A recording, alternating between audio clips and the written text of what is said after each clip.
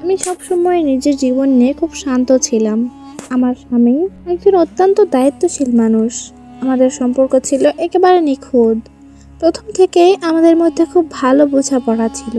তবে সেই অদ্ভুত দিনটি যখন আমি আমার স্বামীর গোপন লক ড্রয়ারে হাত দিয়েছিলাম, আমার জীবন পুরোপুরি বদলে গিয়েছিল। দিনটি ছিল একেবারে সাধারণ। সকালে আমি অফিস থেকে ফিরে ভাবলাম যে কিছু পত্রিকা পড়ব। সাগর অফিসে চলে গিয়েছিল। আমি এক কাপ চা নিয়ে বসেছিলাম। চায়ের কাপ হাতে নিয়ে জানালার পাশের সিটে বসেছিলাম।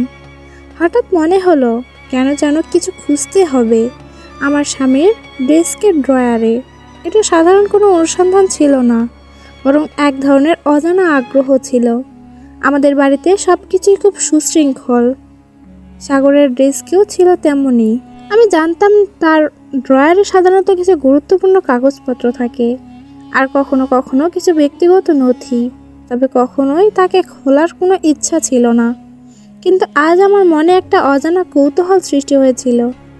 ড্রয়ারটি বন্ধ ছিল, তবে লকড ছিল না। আমি একটু অবাক হয়ে গেলাম। কেন জানি মনে হচ্ছিল যে কিছু একটা ঠিক নেই। সাগর প্রায়ই আমাকে বলতো, নিজের ব্যক্তিগত জিনিস নিয়ে অযথা উকি মারো না। তবে আমি কখনো তার কথার বাইরে যেতাম না। কিন্তু আজ যেন কিছুটা চেপে গিয়েছিল আমার মনের মধ্যে। আমি টেনে ড্রয়ারটি খুললাম। প্রথমে কিছু অফিসের কাগজ, পেন আর ছোট ছোট নোটবুক দেখা গেল। তবে আমি যা খুঁজছিলাম তা পেতে সময় লাগলো না। ঠিক ড্রয়ারের একেবারে তলায় একটা ছোট্ট কালো কভার করা প্যাকেট ছিল। প্যাকেটটি পুরোপুরি নতুন, কিছুটা সিল করা ছিল। আমি একটু অবাক হয়ে সেটি হাতে নিয়ে খুললাম। সাগরের জন্য এটা কি ছিল? প্যাকেটটি খুলতেই ভেতরে কিছু পুরনো পত্রিকা দেখা গেল। সেগুলোর কভার পেজ দেখে আমি অবাক হয়ে গেলাম। পত্রিকাগুলো ছিল খুবই বিশেষ, পুরনো পত্রিকা ছিল, আর সেগুলোর প্রতিটি কভার পেজে মানুষের মুখের ছবি, এবং তাদের মধ্যে কেউই আমাকে পরিচিত মনে হচ্ছিল না। তবে কিছু ছবি ছিল যা আমাকে ভয় দেখিয়েছিল। একটি বিশেষ পত্রিকার কভারে একটি মহিলা চরিত্র ছিল, যার পেছনে লেখাটি ছিল মহিলাদের অজানা পৃথিবী। আমার মাথার মধ্যে নানা প্রশ্ন জমতে লাগলো। আমি অবাক হয়ে পড়েছিলাম। এসব কি ছিল? সাগর কখনো এসব দেখেছিল কি?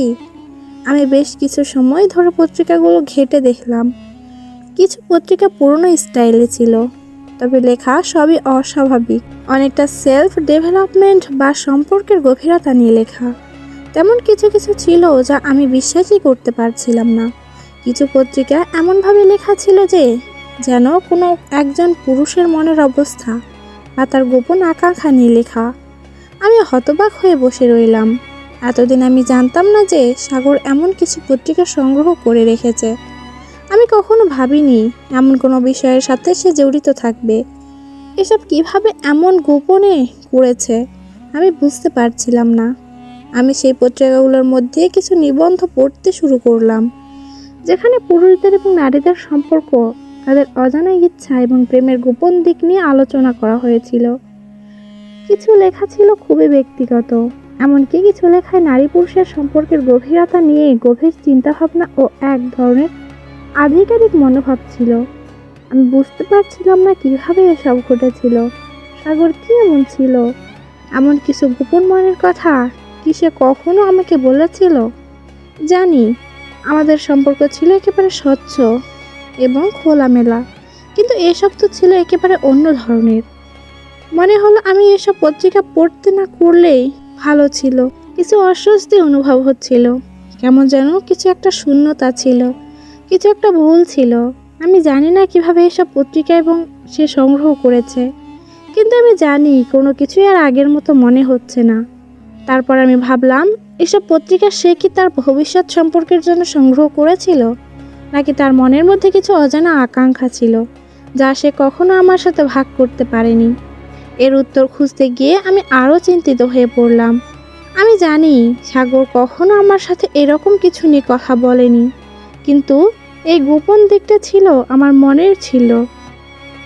আমি তাকে এত ভালোবাসবো, কিন্তু এই গোপন দিকটা ছিল আমার মনে হচ্ছিল আমি তাকে এত ভালোভাবে জানতাম না। আমি পত্রিকাগুলো যত বেশি পড়ছিলাম তত বেশি অদ্ভুত লাগছিল, কিন্তু একসময় ঠিক করলাম সব কিছু না জানাই ভালো। আমি পত্রিকাগুলো সযত্নে আবার সেগুলোর জায়গায় রেখে দিলাম, যাতে সাগর জানে না আমি এসব দেখেছি। তবে সেই দিন থেকে আমাদের সম্পর্কের মধ্যে কিছুটা শূন্যতা তৈরি হয়ে গেল। আমি আর সাগর একে অপরের কাছাকাছি ছিলাম, আর কিছুটা দূরত্ব ছিল। আমি জানতাম কিছু প্রশ্ন অজানা থেকেই যাবে। এখন অনেকদিন পর আমি বুঝতে পারি কখনো কখনো মানুষের গোপন দিকগুলো শুধু তার নিজের মধ্যেই থাকা উচিত। এগুলোর সাথে মনের সম্পর্ক থাকলে সত্যিটা মুখে বলা বা জানানো সবসময় প্রয়োজনীয় নয়। এসব বিষয় শুধুমাত্র তার মনে থাকতে উচিত, যাতে সম্পর্কের বাধা বাধাটা পূর্ণ না হয়। আমার মনের মধ্যে আজও অনেক প্রশ্ন থেকে গেছে, তবে আজ আর আমি তারে খোঁজ করি না।